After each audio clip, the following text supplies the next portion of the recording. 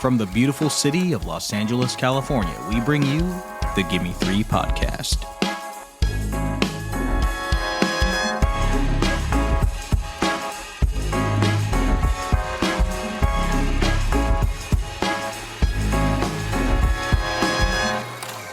Welcome back, cinephiles, cinema lovers, and movie appreciators to the Gimme 3 podcast, a series for cinephiles. This is the show where we pick 3 films connected by one theme. I'm your co-host, Bella Efstratis, and in my wonderful co-host, Nicholas Ibarra's absence, I'm joined by a very special returning guest for this episode. Introducing writer, actor, filmmaker, and my dear friend, Trey Armstrong. Trey, welcome back to the show. How are you? I'm doing well, thank you. Thank you for having me back on the show. I'm really excited to be here. We've got a very exciting episode for our listeners today, and one that many of you have probably been waiting for a very long time. I'm kind of surprised we haven't done any of this before. So with the excitement of the release of Christopher Nolan's The Odyssey this week, you know, it's finally time for a Gimme 3 spotlight on the filmmaker. As a longtime fan of Christopher Nolan's films, I knew I had to have Trey as our guest for this episode. So Trey, if you could, tell us just a little bit of like why you love a Christopher Nolan film, or, you know, what draws you to the director's work. Yeah, so I do love Nolan's work. I obviously found it to be very interesting, and very confusing at times for sure. You know, when I was younger, I actually didn't like him very much. I had my back and forth with some of his movies, some of the things that he made. I thought he was kind of arduous, you know, when I was a kid. As I got older, though, I was exposed to some more filmmakers and filmmaking. I grew to love his work. You know, when our friend Will introduced me to Michael Mann and his movies, I somehow, I guess not somehow, but through that, I grew to love Nolan. There's a line in Heat that Torito says, where he says the action, because for me, the action is the juice. So in that spirit, it feels that spirit connects to Nolan's films directly, especially Tenet, which we'll talk about today. Obviously, The Dark Knight was heavily influenced by Heat. Heat heavily influenced Dark Knight, probably Nolan's most popular movie, but that really attached itself to Tenet, I feel like. And there's a line in Tenet where Clemence Posey, I think that's how to say her name, she says, "Don't try to understand it, feel it," in Tenet. So once I started doing that with Nolan's movies, I grew to really love him. And they sort of started to wash over me, very similar in a way to Michael Mann. So I love that. That makes perfect sense. For me, I think it's like the sheer scale of his films a little bit. Like in almost all of his films, you know, he's working on this truly epic scale in really every sense of the word. You know, it's like in the visual storytelling, the sets, the non-linear timelines and intricate writing. You know, every element is operating at the highest level. But similar to what you said of like just feeling it, you know, I feel like none of that would really matter to me if there wasn't an emotional core holding all of it together. And I think that's what I love about his work most. You know, a lot of times his movies explore like just so many themes of humanity, you know, love, morality, identity, ambition, sacrifice, and they're all present, even though he's also giving you like pure entertainment. He's good at what he does. amazing. So I'm very excited. Before we jump into our films, if I may, I was going to do a little overview for our listeners of just Nolan's career. Christopher Nolan was truly born to be a filmmaker. You know, at just 7 years old, he was making little animated and live action shorts on his father's Super 8 camera. Like many acclaimed directors, he never went to film school. In fact, his applications were rejected. So instead, he attended University College London, where he studied English literature, a decision which was inspired by the university's film society and, you know, maybe having access to its filmmaking equipment, which really gave him a real opportunity to self-teach the technical fundamentals of photography and editing based on the tools they had there. After graduating, Nolan was working as a script reader a camera operator, and he even directed some corporate and industrial videos, which I wish I could track down. I'll watch those too. Right? With the money from those day jobs, he spent his weekends writing and shooting short films alongside his wife and longtime creative partner, producer Emma Thomas. In 1998, they released his debut feature film, Following, a no-budget neo-noir crime thriller that we will be talking much more about today. With the success of that film at Slamdance Film Festival in 1999, Nolan was launched into Hollywood, where he went on to make Memento, his breakout film, just 1 year later. This was the film that put Nolan and Emma Thomas on the map. 1 year later, they founded their production company, Syncope, and the two have collaborated on every feature ever since. Together, they've given us unforgettable psychological thrillers like Insomnia and The Prestige, the masterful and timeless Dark Knight trilogy, mind-bending sci-fis with Inception, Interstellar, and Tenet, sweeping historical epics with Dunkirk and Oppenheimer, and finally, they're entering into the realm of fantasy with an epic adaptation of Homer's The Odyssey out in theaters this week. I'm so excited. We've already got our tickets. We're ready to go. His films have grossed more than $6 billion worldwide. In 2025, he was elected president of the Directors Guild of America. He's been called an auteur, an emotional mathematician by Guillermo del Toro, and a philosophical filmmaker, a director whose work resonates with both art house cinephiles and popcorn moviegoers alike. And even beyond his own incredible filmography, Nolan has become one of cinema's most outspoken advocates for film preservation and the theatrical experience. It's Christopher Nolan, so without further ado, let's jump into our first film of the day.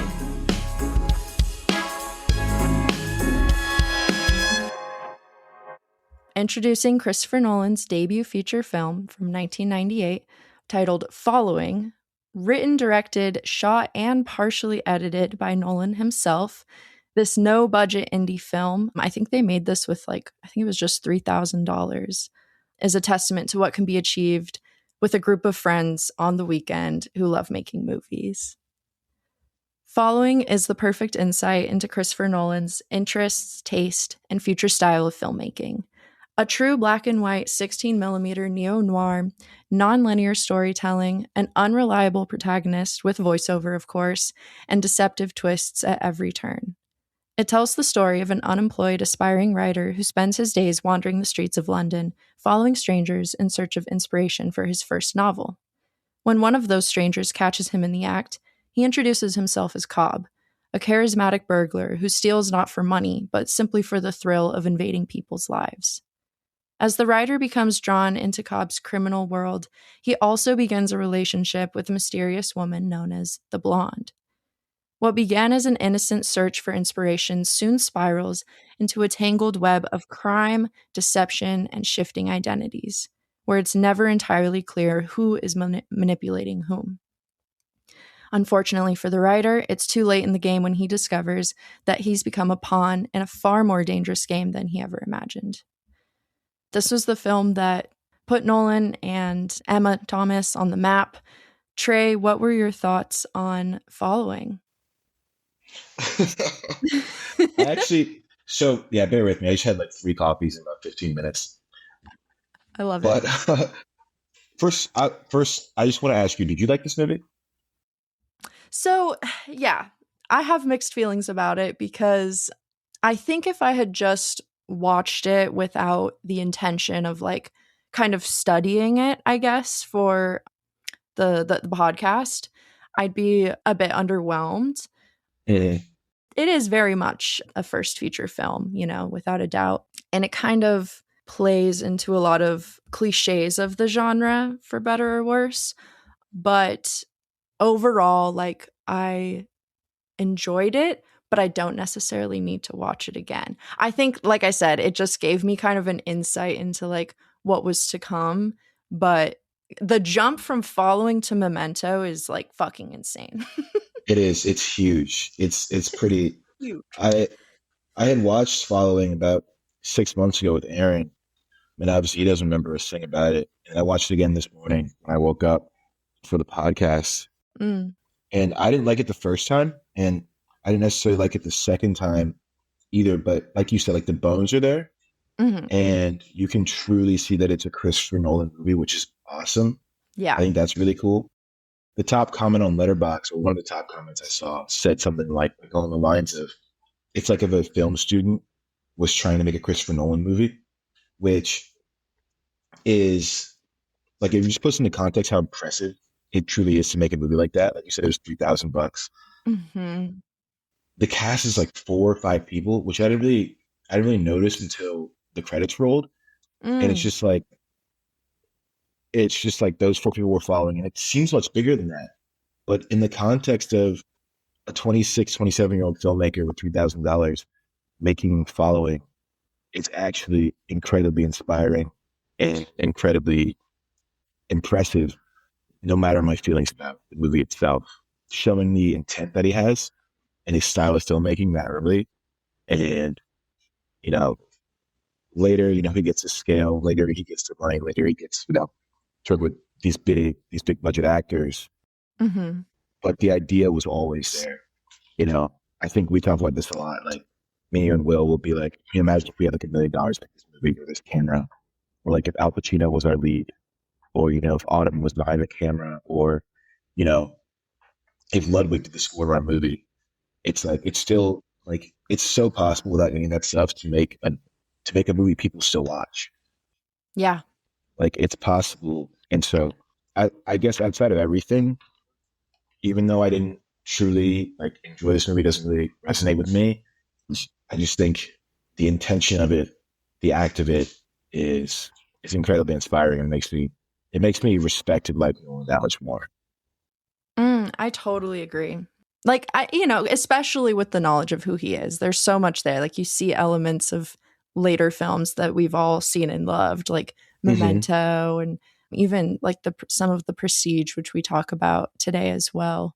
Mm-hmm. I mean, especially like you said with the Prestige. I mean, there's a Prestige-esque twist in all of this too, which is one of my problems with it. Like, I love that twist at the end, but it feels like it's only an hour and 10 minutes the movie, but it does feel like you had to work kind of hard to get there to that twist. Um, Yes. no disrespect to Jeremy Theobald, who's also in Tenet. I realized. Yes. Um, I was like, I've seen yeah, him before. yeah, but he's not super super watchable in my opinion. Maybe he's just too British for me. Because like there's some British guys like I have a bad to like that's a British dude that's watchable, Yeah, like can like consume, you can sort of drink it, his charisma. totally. This guy I don't love as much. But Yeah. yeah. He's also like kind of a pervert in this. So Yeah. you're not like ever rooting for him. You're like, this guy is a Mhm. creep.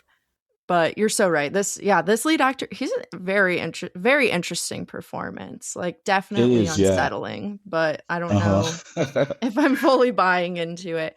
I was surprised to see that. I was looking up, I think his name is Alex Haw, who plays Cobb, It and is. I couldn't find him in anything else, which I was like, oh, that's interesting. I wonder if he just maybe did this, or maybe I'm misinformed. So I was kind of surprised not to see him do more.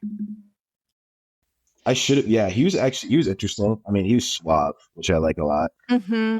I like I like cool dudes, which is why I like Tenet so much. We'll get to that later because it's just cool guys in suits. So anytime there's that in a movie, that's enough for me to grab onto. Yeah. But No, I feel uh, that. but yeah, I think like we were saying before, there's something about this, especially looking back on Nolan's career, that is super super impressive. The idea is there. Once you strip back all the scale and everything, it's still got something there, which Mhm. is I guess why I sort of love hate this movie. But it's interesting to see how far he goes back with these ideas that he has in his head. It also sort of messes with me too. It's like, where's my big idea like that? Right? I know, like he's had it since day one, clearly. Mm-hmm. I was reading about some of the, or tricks they use to cover up how low budget this film is that I thought would be fun to share, cuz again, like we said, it's an inspiring film to watch. One is he talked in an interview I was watching with Christopher Nolan. He was talking about how sound is the hardest aspect of filmmaking for a no budget film. And boy, is he right. They start the film in voiceover. You know, we start with that first scene. It's like a very controlled environment. It's just our lead character kind of confessing what's been happening throughout the film. And it's like a steady camera and everything.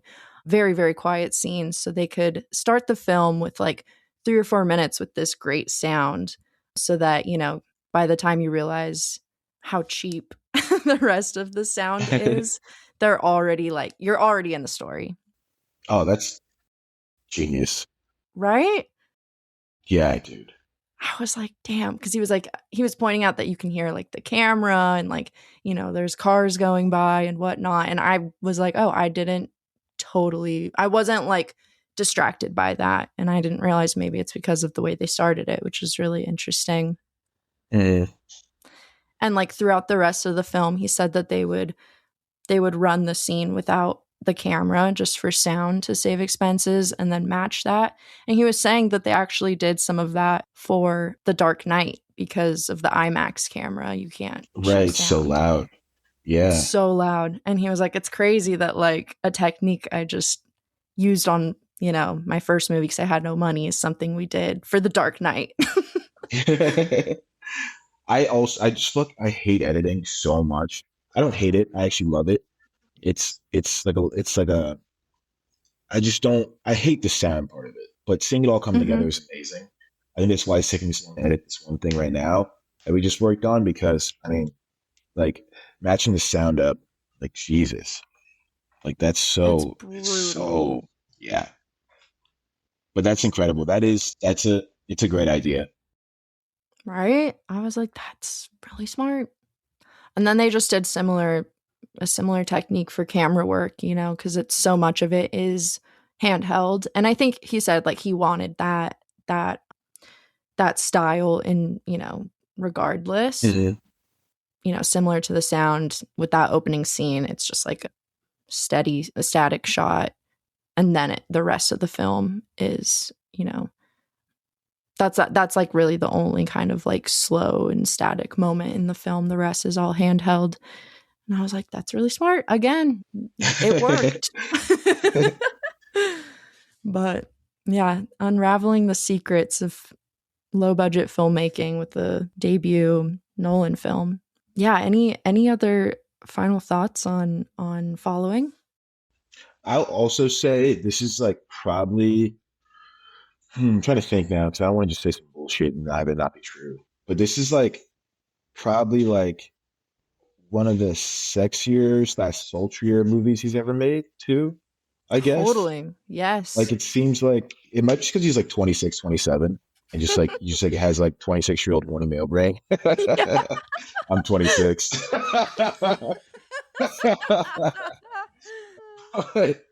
But yeah, after this, like it's not there's certainly relationships in the movies and stuff.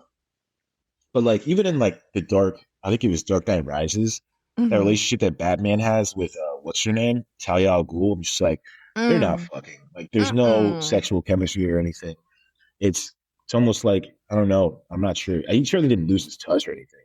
But this one feels more instant, I guess, this movie. It's intimate and it is sexy and it's surprising. I agree with you. I was like, oh, I've never seen this before in his movies.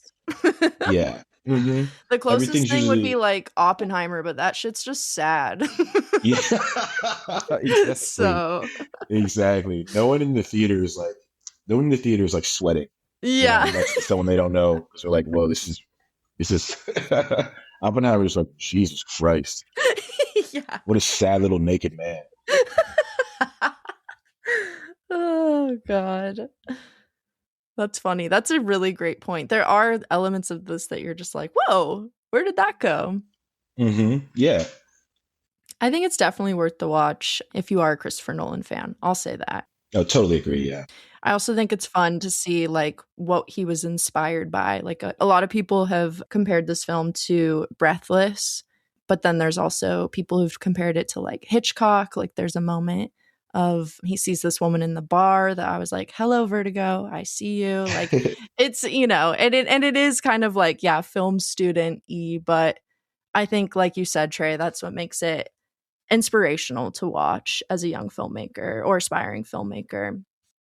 The last thing I'll say is just the fun fact of seeing when you know the scene where they break into his own apartment, like the writer's apartment, and he has a Mhm. Batman sticker on his door. I literally Yeah, was like, yeah. Holy shit, wait, I just figured out what you were saying. dude, Yeah. right? I was like, Whoa. what? Because I was like, for one, what's the point? It's like a Batman sticker literally on the outside of his apartment. It's a little odd, but it's That's obviously a insane. choice. And then I was like, oh, that's so crazy. The Batman That's love and lore was there from the beginning. yeah, he must have tenanted it. He like used the like reverse machine and went back and put it up there. So true. The reverse machine. Oh, I love it. Well, check it out, y'all. I watched it on Canopy. It's also on the Criterion channel. You might be able to watch it on YouTube even. So let us know what y'all think.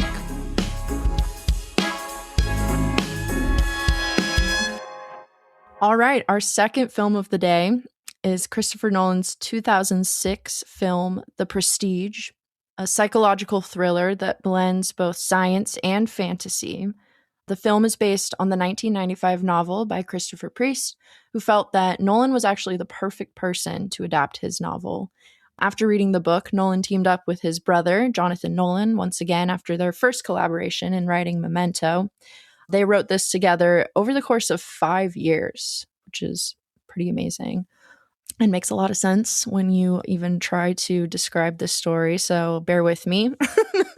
This one is a little complex. Good luck, dude. Yeah, right.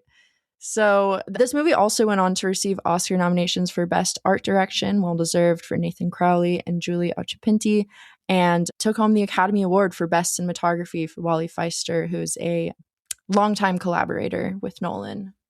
So the film is set in 1890s London. It stars Hugh Jackman and Christian Bale as two rival magicians, Robert Angier and Alfred Borden, whose professional competition gradually turns into a dangerous obsession. After a tragic accident tears the two apart, they dedicate their lives to outdoing one another, pushing the boundaries of illusion, invention, and sacrifice, all in pursuit of the ultimate magic trick. As their rivalry escalates, each man becomes totally consumed with uncovering the other's secrets. After witnessing Borden's brilliant and mysterious new illusion, in which he seems to teleport from one door to another on stage, Angier dedicates his life to uncovering the secret in hopes of stealing the impossible trick as his own. All signs point to using a double, obviously, and yet Angier is not satisfied with this answer. So he sets off in search of the brilliant inventor Nikola Tesla, played by David Bowie, which leads him to a dangerous discovery that threatens to blur the line between illusion and reality. It's a story of ambition, obsession, love, and sacrifice. The only way to be the best is to lose the most. The Prestige. Trey, what are your thoughts on this film? Is this so I should say I this is my pick. We each picked one of our favorites of Nolan's filmography. And I know this is like maybe not the most obvious choice. I bet a lot of you are like, where's Interstellar and Inception? I mean, No, I'm kidding. shut up, Chuds. I love those Where's movies too. Interstellar? I love Interstellar. Don't get me wrong.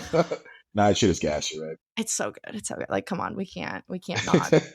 But this movie just like I so vividly remember watching this for the first time in the throes of the pandemic and, you know, just at home going through all his movies.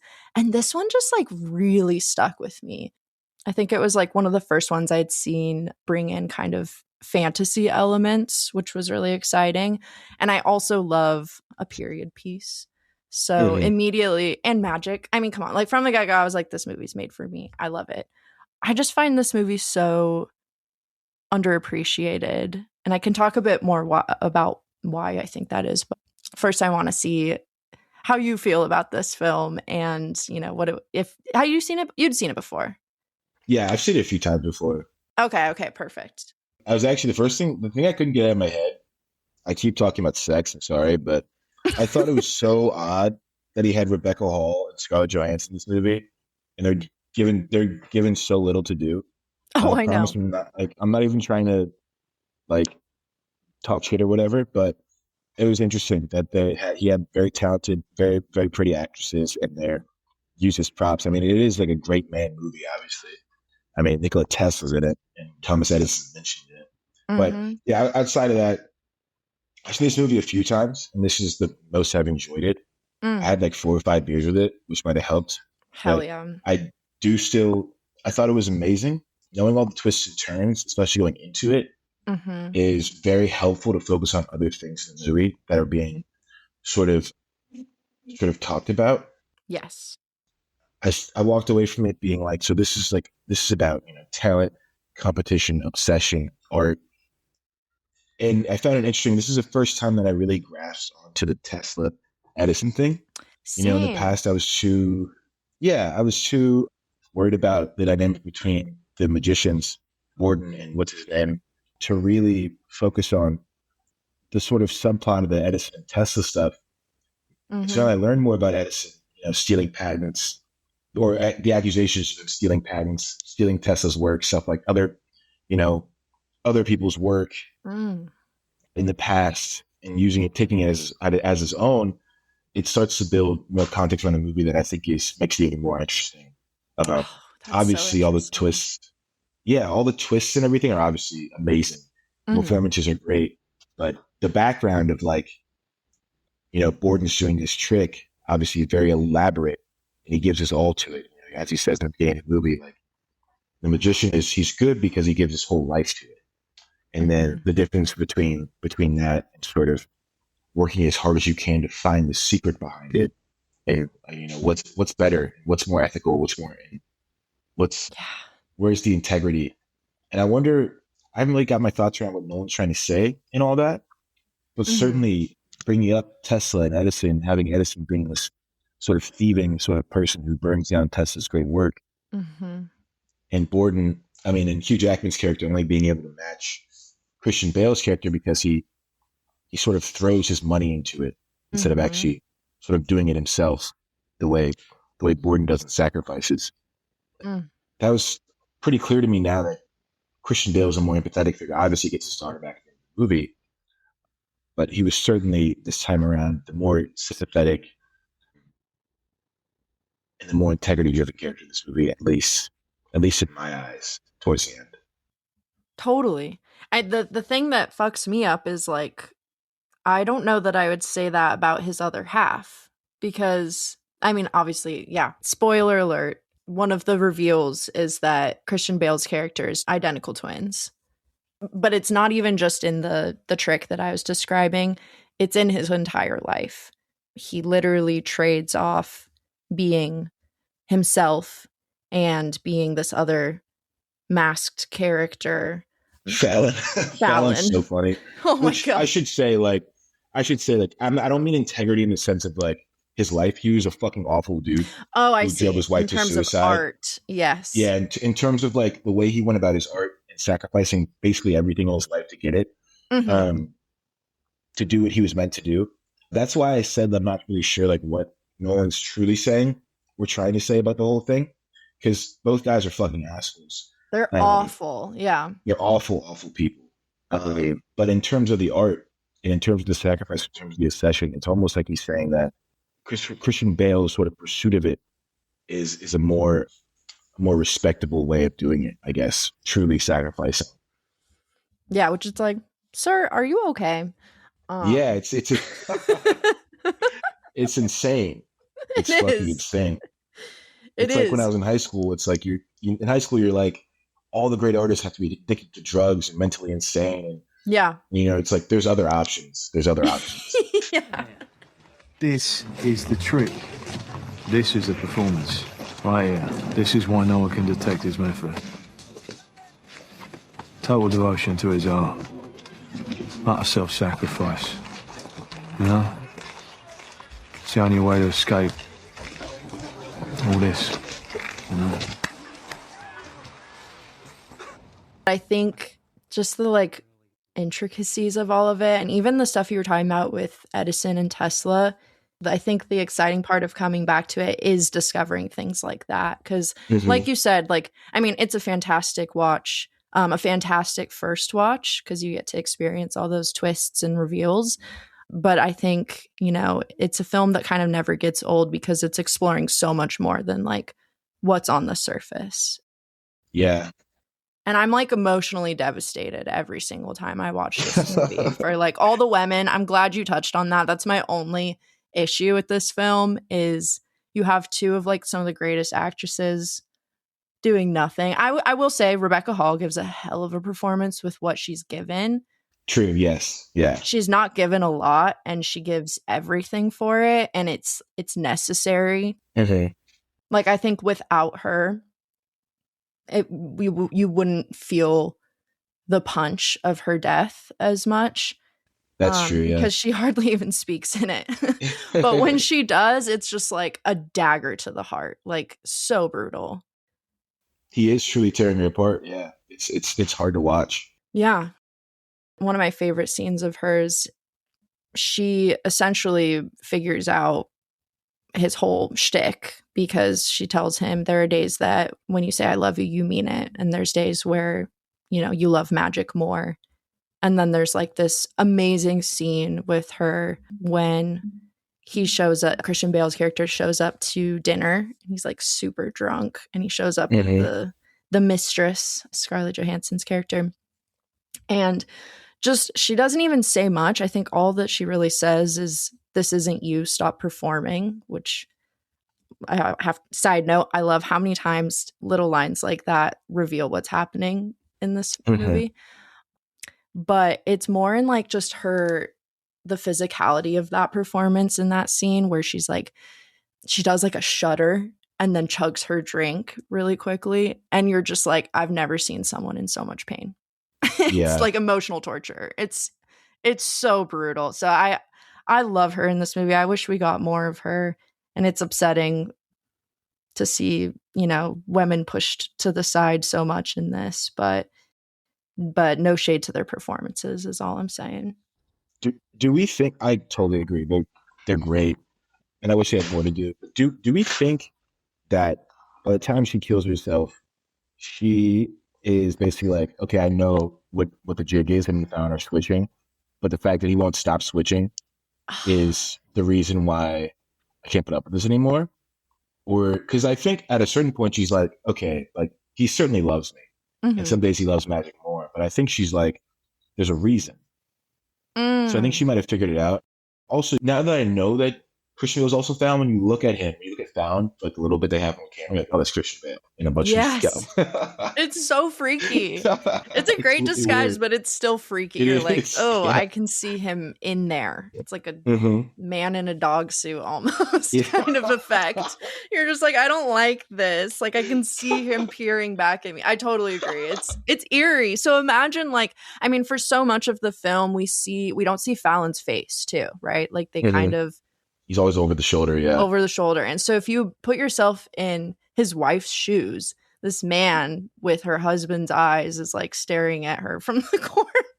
I mean, I would go fucking insane too. Like that's disturbing. But I don't know. It's really hard to say. I like that. I love that they keep that ambiguous because it is kind of like torture. But you know, there is the line where too the mistress Scarlett Johansson meets up with Bolden, Christian Bale's character, and she's like, you know, your wife wanted to meet up with me before she died, and she said she had something to tell me. And I do wonder like what exactly that was. Yeah. I just find that so intriguing too. Like the fact that he would let his wife die for the prestige, like for the fucking trick. I have never ever cared about anything that much in my entire life to let someone I love die over it. Obviously it's a movie, but just thinking about dedication to one's craft, dedication to your passion it's something incredible to think about. It's why we're obsessed with like these athletes, these people who sort of like break their bodies down and train so hard, because we're like, well, that's not me. Like, how do they have that? It's incredible. But yeah, it's also fucking scary. Yeah, it is. Like, this movie, I feel like gets scarier and scarier every time you watch it, in the sense of like, the more you know about these two men. Mm-hmm. I think, who was it? I think it was, yeah, Roger Ebert described it. He said, quite a movie, atmospheric, obsessive, and then almost satanic, which I loved. One, I'm sure he's, talking about playing with like, they're kind of playing God at the end of this in a way, specifically Angier's character, or Hugh Jackman's character. But I would also say that, like, I mean, these men are just evil. Yeah. I think so. I think they're evil, and it's interesting that we see them attempting kind of loving relationships or even a family. Like, he has a kid at this point in the film as well. But I think, coming back to the film, you see more and you get to experience more and more of that because you've already figured out the magic trick, if you will, of the reveal of the plot and stuff like that. And I think the characters become the more interesting pieces of it. Yeah. I do almost feel like even like the ending isn't super deserved for Bale's character. Him caring about his daughter was so secondary to his own sort of like having a family at that point when you're that interested in your own self and life is very selfish. Yeah. And it was only ever going to hurt the people around him. So yeah, that is it's incredibly evil to put a child through that. I will say though, there's like 30 minutes of that movie that are like almost like slapstick comedy, where they keep going to each other's shows in the most obvious disguises ever, and they keep getting picked to go up on stage. And it's like 30 minutes straight of them going to each other's shows. I'm like, stop picking that guy. It is Like, why are you picking goofy. that? Like, the guy who looks just like him with a mustache. Stop picking that fucking guy. Like, it's so hilarious. And they're like hurting Oh my each other God. Yeah. and killing birds, like shooting his fucking fingers off and shit. I'm like, who picked that guy that looks just like Angier? Oh my God, that's so funny. That's so true. It is ridiculous. And like when he does the gun thing and Angier shoots his hand up, Fallon picks Angier to come up and shoot the gun. I'm like, what? Fallon knows Yeah. that's Angier. Like, what's happening? Oh my God. But yeah, it's like 30 minutes of just pure hilarity. Of like they're just like trying to they're literally playing pranks on each other. Yeah. It is so ridiculous. They are, yeah, just vicious pranks. Oh my God. Then it gets super serious again. And then they lock in. Yeah, then they lock in like, all right, wait, this guy's trying to kill me and my family. Oh, that is funny. That's so true. Man, this is a movie I could like talk about forever, so I'm like trying to lock in myself. I mean, you could keep going on pretty much everything in this movie. Like, there's so much happening behind the scenes too, with especially with Michael Caine's character, who sort of for some reason develops a heart, even though he never really had one. He sort of out of nowhere gets a heart, I guess. Also, something I just can't say out of my head. I mean, I was talking about this with Aaron last time we finished the movie. Why would they give the oldest man an axe to break open the fucking glass water thing, like the box holding that lady in? Like, he's old. He can't swing that axe that hard. Yeah. But that's besides the point. Sorry, I just had to get that off my chest. Like, that was no, so I love stupid. it. Give someone else the axe, bro. There's like huge dudes. Right. No, that opening scene is like, it's excruciating. You're just like, this is get someone competent in there right now, please. What knot do you think he ties? That's a good question. Which knot did you tie? I keep asking myself that. And I'm sorry, I just don't know. You don't know? I'm sorry. You don't know?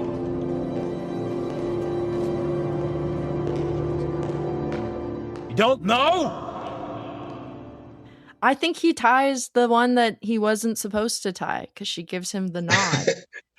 Yeah, I was saying that too. Like she gave him permission to do it. It's not his fault. She did. Yeah. She was like, I can do it. Like, don't be a bitch. Basically. Yeah. That's like how she said it in the beginning. And then on the stage, yeah, he gives her the look. She gives him the nod. And it's like, well.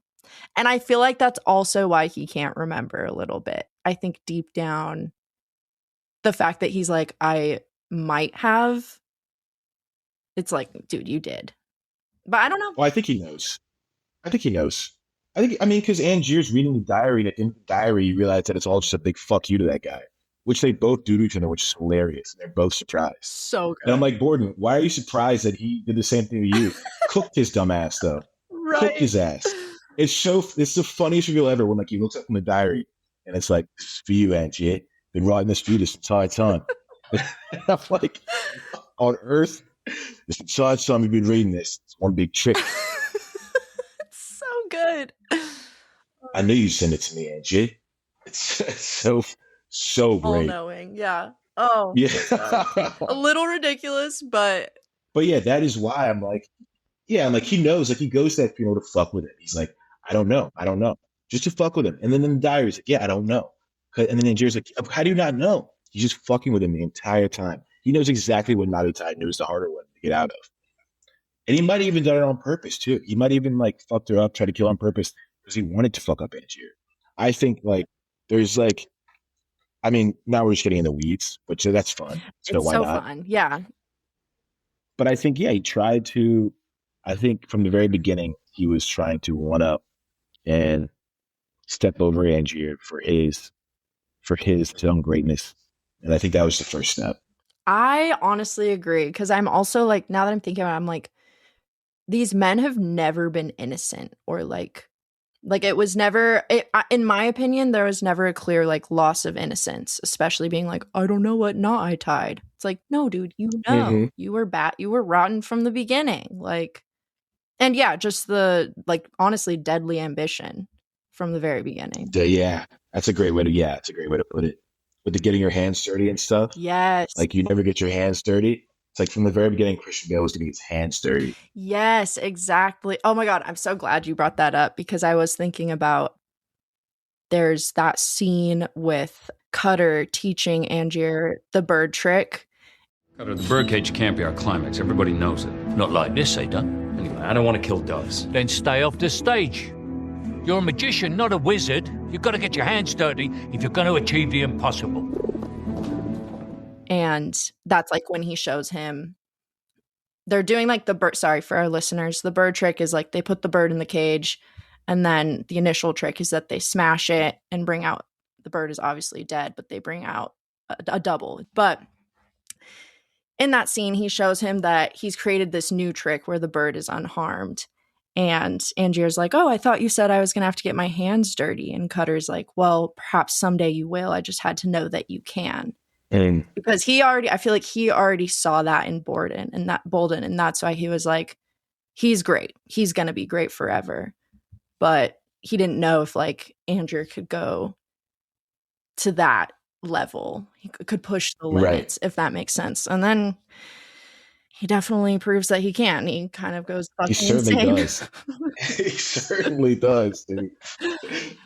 Oh my God. But I just, I love that. It's interesting too, like you were saying, that to have Cutter suddenly have a heart when he's kind of like driving these men to be like the best by being the worst version of themselves.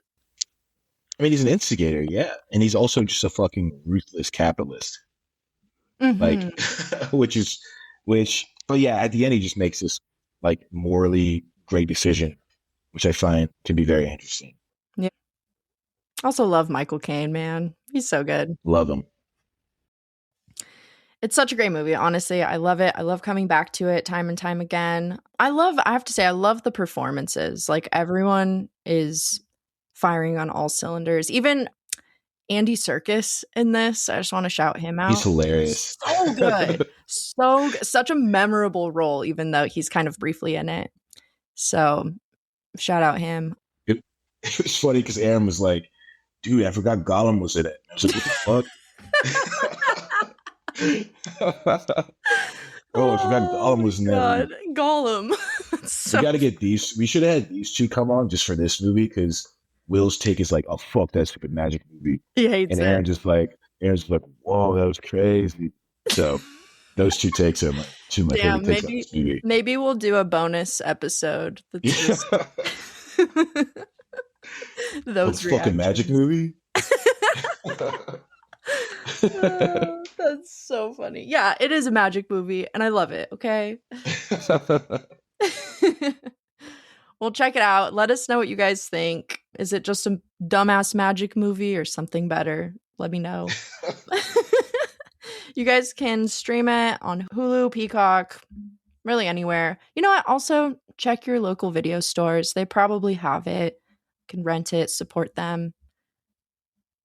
We're going to take a quick break, and during that break, you're going to hear from Gimme 3 producer, LADFF director, Sonia Maru, for an edition that we call Sonia's Movie Minute. We'll be right back.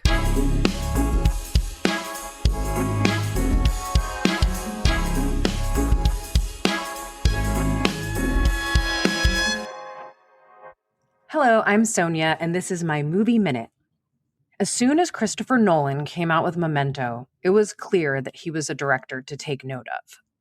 And with The Dark Knight, he became a director who could be trusted with beloved characters and the most opinionated fan bases. He's many people's favorite filmmaker, and it seems that he's many actors' favorite filmmaker as well. All that to say that I'm generally lukewarm on Nolan's work. His knowledge, technique, and passion are certainly undeniable. I love that he insists on shooting on film. Love that he left Warner Brothers due to their bogus attitudes towards theatrical windows. And love that his films inspire people, both to go to the movies and to make their own. But for me, his movies just aren't very fun. Of course, there are mind-bending and nail-biting sequences like the ones in Interstellar, Inception, and Tenet, among others. But besides Heath Ledger as the Joker in The Dark Knight, I don't think any of his characters are having any fun. And thus, neither am I. So my request is, Chris, bring your bag of tricks, bring your bags of cash, and your stable of talent, and make something that brings a smile to my face. Dare to be a bit cheeky. I think you'll enjoy it, and I know I will.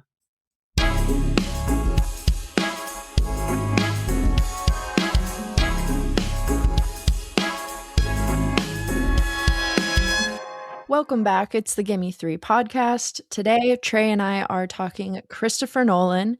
So far, we've talked about his debut feature, Following, as well as The Magician's Rivalry, The Prestige. And now Trey is going to close it out with our third and final film of the day. Take it away. Our third and final film of the day is Nolan's divisive 2020 action sci-fi thriller starring John David Washington and Robert Pattinson as, I guess you would call them secret agents, I guess CIA adjacent, fighting against a future threat that is sending objects from the future to the past to save their own future from the people who are currently on Earth. I'm sorry if that doesn't make any fucking sense. You're doing a great job. I meant to wish you good luck before I passed it to you. So yeah, I guess that's as good as I could do with what that movie's about. Entropy, reverse, going forward. It's not time travel. It's entropy, as they say. But so this is not. So I would say this is not my take. I might have gotten this from Cochran, but Cochran definitely didn't make this up himself. Sorry for the listeners. It's our friend Matthew Cochran. He told me that this is not only Nolan's take at Bond, but it was Nolan's audition for Bond. Which, when you think about it in that way, it's like, yeah, this is like a James Nolan or a Christopher Nolan James Bond movie. It has so much energy. It is like a freight train hurling forward, and it basically like hooks you on. It does not stop moving as it's going, and it is one of the most.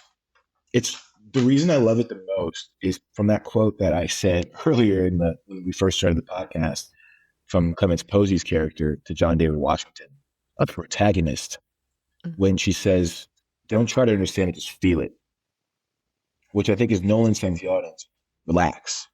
Like, don't think about the movie too much. Just fucking experience it, which I think we all can sometimes get into this like really, really big place being like, well, what's that shot and how's this acting and what's that line saying? If you just let this movie take you on a ride, Robert Pattinson, Hamish Patel, John David Washington, they're all giving great performances. They're all so electric and charismatic and stylish and cool. You sort of just want to live in it. Yes. And the action is, I think it's some of his best set pieces, from the Kiev scene in the very beginning. Yes. To the scene with the fucking airplane going into the terminal. Oh. Insane. I can't believe he actually did that. That's the coolest thing ever, dude. That's the coolest thing ever. It's so cool. You did a great job introducing this, by the way. This is a great Thank setup. you. It's a hell of a film to unravel, and I agree with you wholeheartedly. I love the take on that specific line being, just don't fight it, like just feel it, like you said, relax. I love that. Yeah.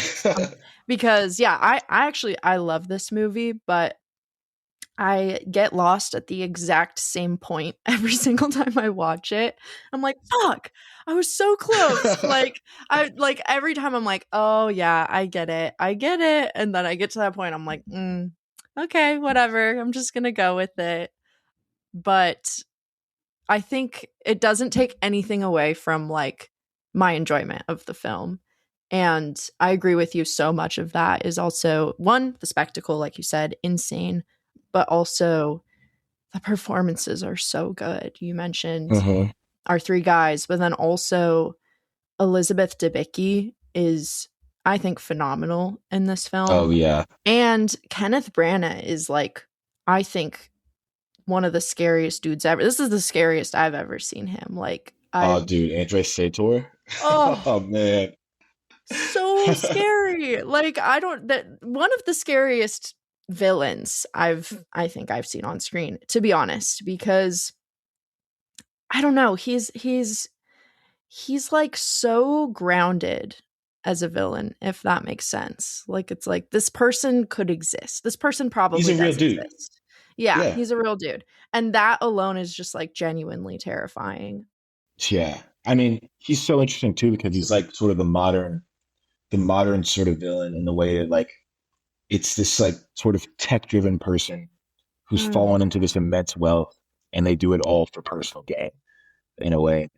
Like him discovering the gold bars in Russia after an immense tragedy is like, of course he's profiting off of the tragedy. It seems like so often today, especially our villains and billionaires are always profiting off of the worst things that could possibly happen. Right. Like people getting richer over COVID, or people getting richer while most of the economy is, or most of the people in the United States can't afford like groceries and gas and shit.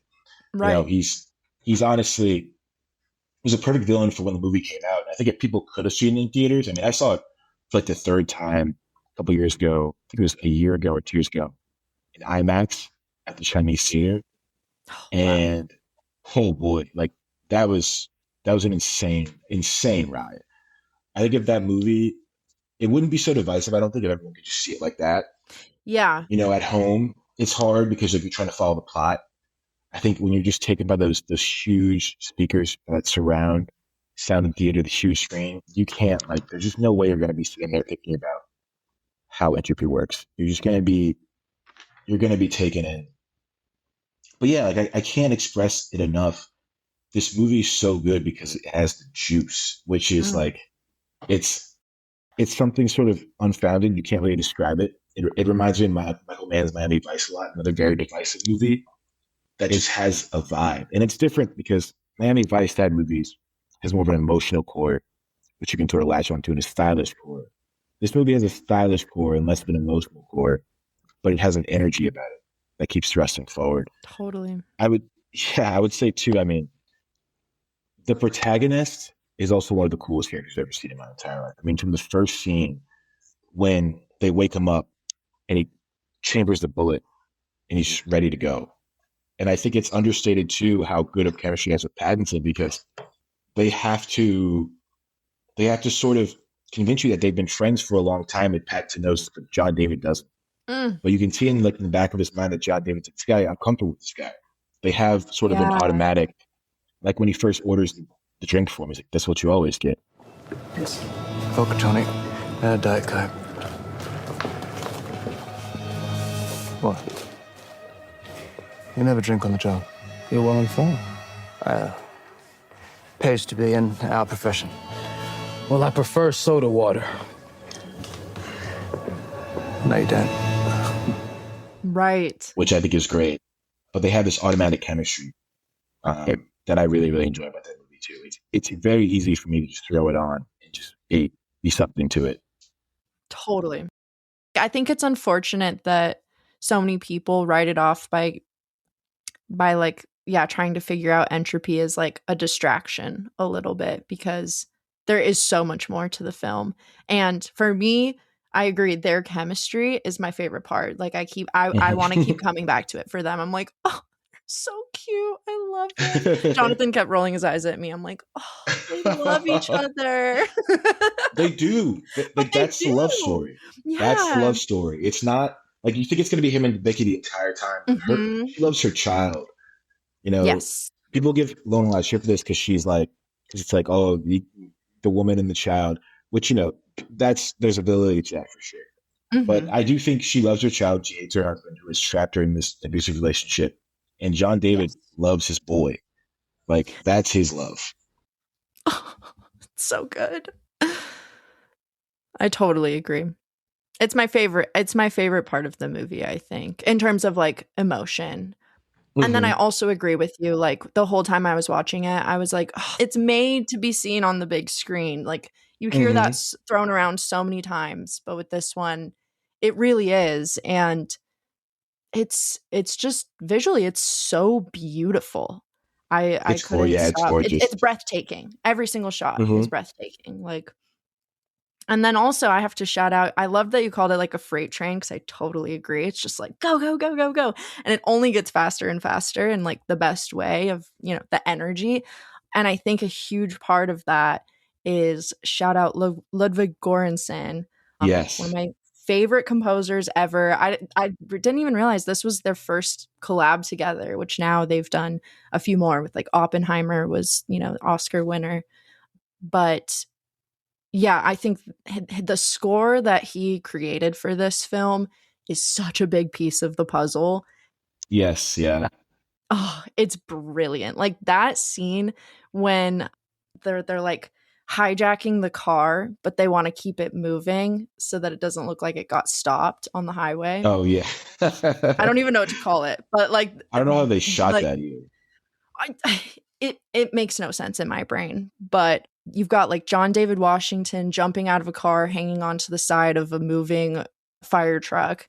And then Göransson's score just comes in. It's like this thrumming, like pulsating, like, I don't know what it is, but I was like, let's go. I could do anything right now. I was like, inject it into my veins. Like, it's exactly. So good.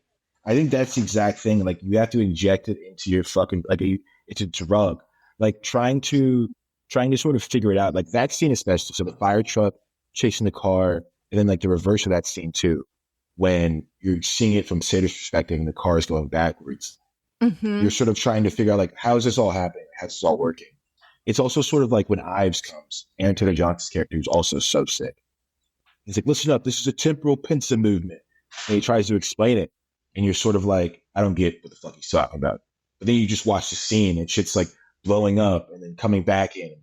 Like, that's just, you're not going to understand that. It really doesn't fucking matter. It's so cool to experience them.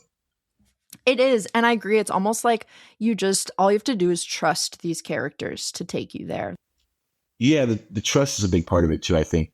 And speaking of how this fits in with Nolan's career, I think he's always sort of asked us to do that, like trust him.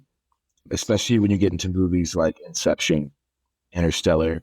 You're really, really asking him. You're letting him take you into his hands, and this is his first foray into like purely trust. Like Interstellar, Inception have a little more you can grab onto in terms of like, for example, like Johnny Depp Washington had a name. Right. His name was the protagonist. So it truly is just like Nolan giving you this experience. It's almost like the framework of a movie in a way. It's not to call it incomplete or anything like that, but it's almost like this is a pure experience. It's super interesting too, because I don't think I could ever conceive something like this. Obviously the intricacies of it are very hard, but just like having the emotional core between the two agents who know but also don't know each other. It's all so hard. It's so complex. It really is like blind trust. Yeah.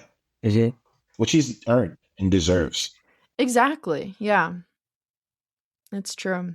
I do think this movie will only get better with time as I well, agree. especially when we were talking about earlier with like the villain is just like a lot of people in our world today, unfortunately. Like it's more real than ever. And the technology, you know, I just the way the world is going, I think, and it's unfortunate that this came out, you know, at a time where a lot of people, you know, we couldn't go to the theaters and whatnot because of the pandemic. But I think as people hopefully revisit it or find it later, they'll be like, whoa, this movie was in a sense ahead of its time, really. Yeah. I think it'll be certainly one of those people look back on and like, this is just fucking awesome. Like, it's just so cool. And I think too, like, I mean, like you said with Sater, it's funny because it's like this guy just wants to kill you so bad. Like, and that seems like most billionaires say, they just want to kill you so badly and take all your shit. And literally he's just like, yeah, I want to kill everyone. Yeah. But I think to the detractors, especially, I would say a lot of stuff you read on Letterboxd, I'm so interested in, because I'm so into the movie. So when I first watched it, I was like, how do people hate this? Like the reviews don't make any sense. So I read endless reviews where people just basically saying, doesn't make any sense. There is no direction. They're trying to sort of figure it out. And it just can't be figured out. Like we've been saying this entire time, like it's not a movie that has to be figured out. It's something that you go along with. Which there's not much else like it. But I think we have this obsession of like trying to figure stuff out all the time, which isn't necessarily conducive sometimes to art or experiencing art. Right. It's like, in a sense, you could be standing in your own way of enjoying this film because you're just getting so caught up on, you know, how to figure it out. I do understand it to some degree because you know, I'll admit it, like, I want to figure it out every time I watch it. I'm like, I got it. And then I'm like, no, I don't. But yeah, as I said earlier, it doesn't take away from enjoyment and just like the excitement of it. Like you said, such a spectacle, such a thrilling action movie as well. Yeah. So the running theme is that Christopher Nolan has a lot of rewatch value outside of maybe his debut feature. Sorry. No, that's totally true. I could watch any of these any day, honestly. Right? What is the scene from Tenet that you think loses you almost, not like lose, but like, yeah, you lose track of it? I lose, I should have written it down exactly, but I get a little bit lost when they are running into the machine.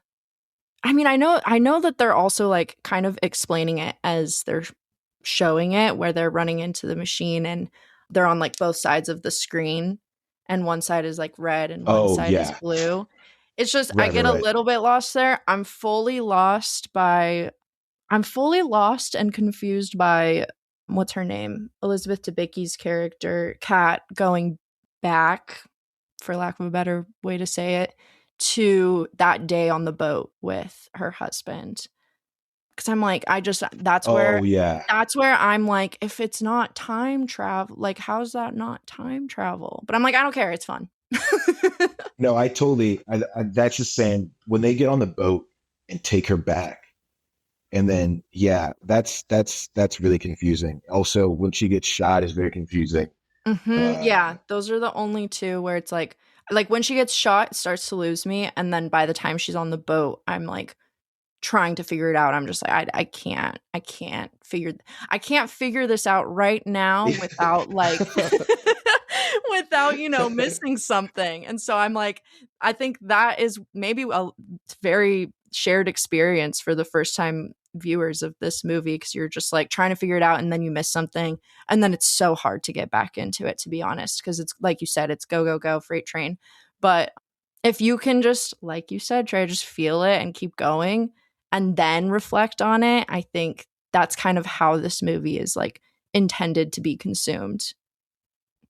Yeah, it'll drag you along if you let it, which is awesome, because there's so much exposition too that's happening like as they're just like walking, talking.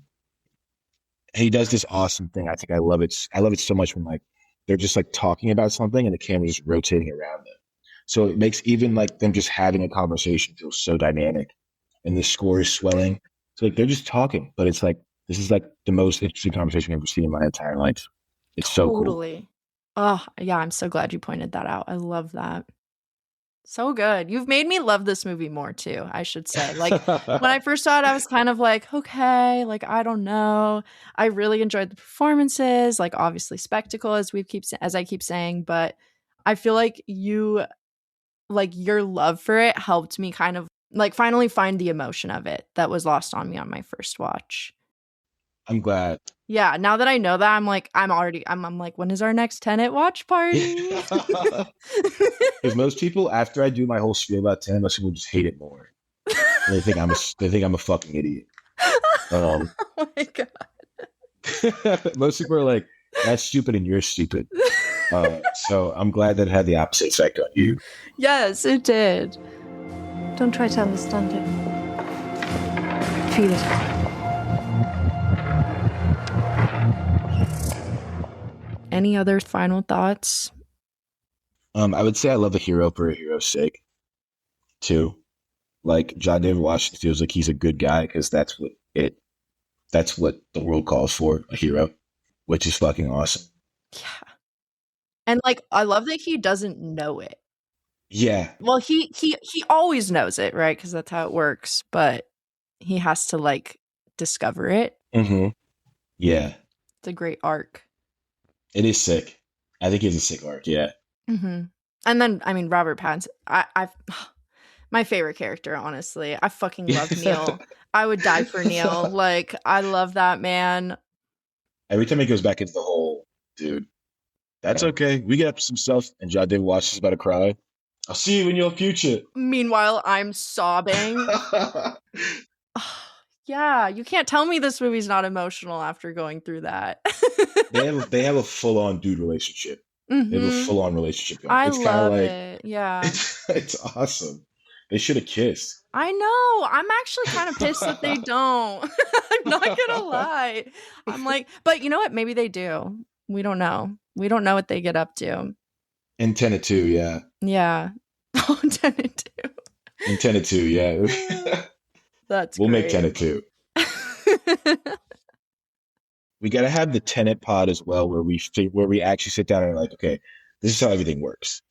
Yes, you're right. We need to debunk the magic of the Prestige in one episode, and then behind the tricks, just like 15 beers, and then debunk all the magic in the Prestige and explain how entropy and then works. 15 more, and then we'll explain entropy for the Tenet episode. Yeah, that's perfect. So subscribe to our Patreon if that interests you. You guys should do Give Me 3 drunk with you and Nick just hammered talking about really complex things. We actually, that's just what this podcast is. We just do that. No.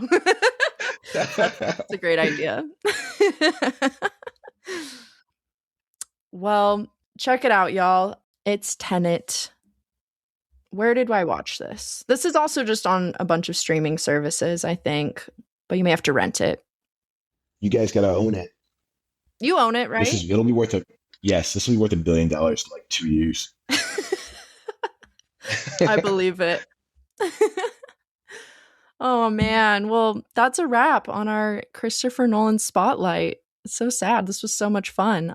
From, Following to The Prestige to Tenet, 3 truly amazing works of art to see where it all began. And, it's going to keep going. We've got the Odyssey coming out this week. So excited.